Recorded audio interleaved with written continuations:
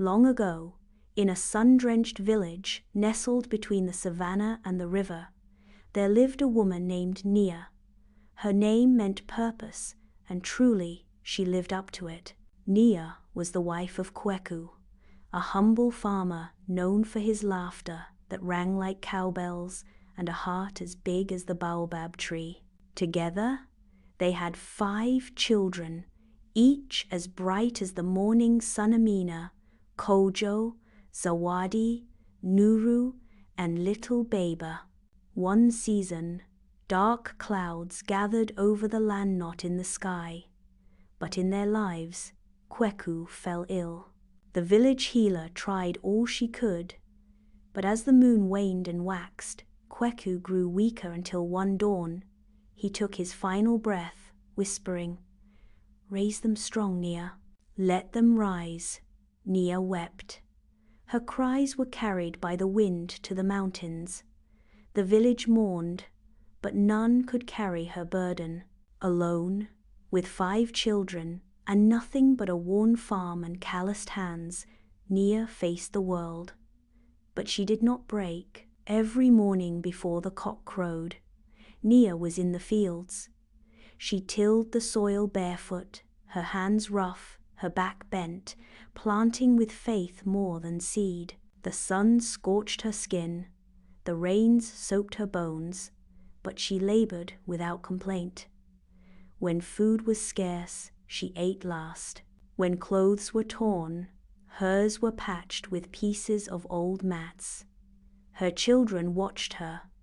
They saw her pain, but also her pride. Nia spoke often to them, even when her voice was tired.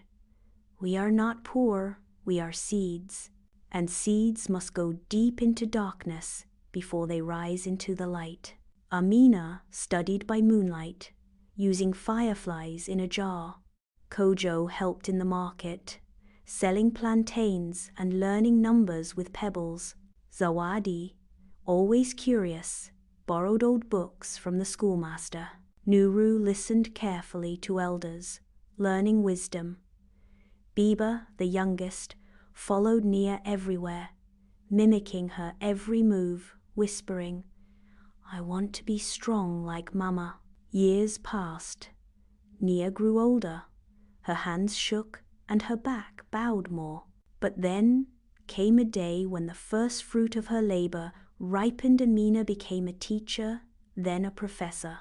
She returned to the village and built a school in Kweku's name. Kojo started a small grain business and turned it into a thriving trade that stretched across regions.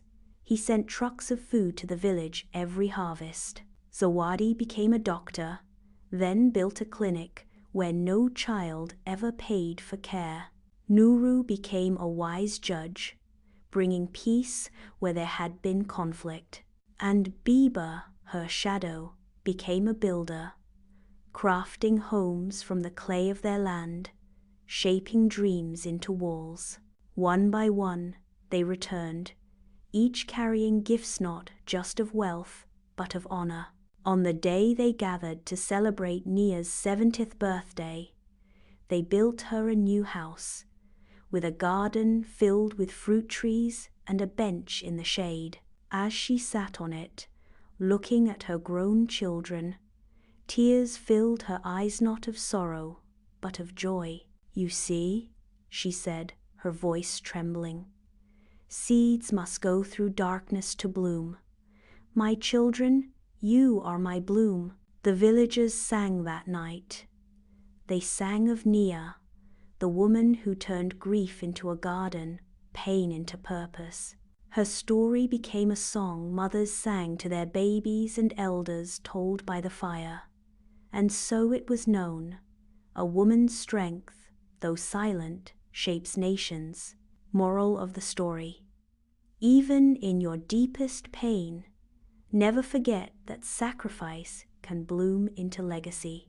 True wealth is not just in gold, but in values sown and lives raised with love.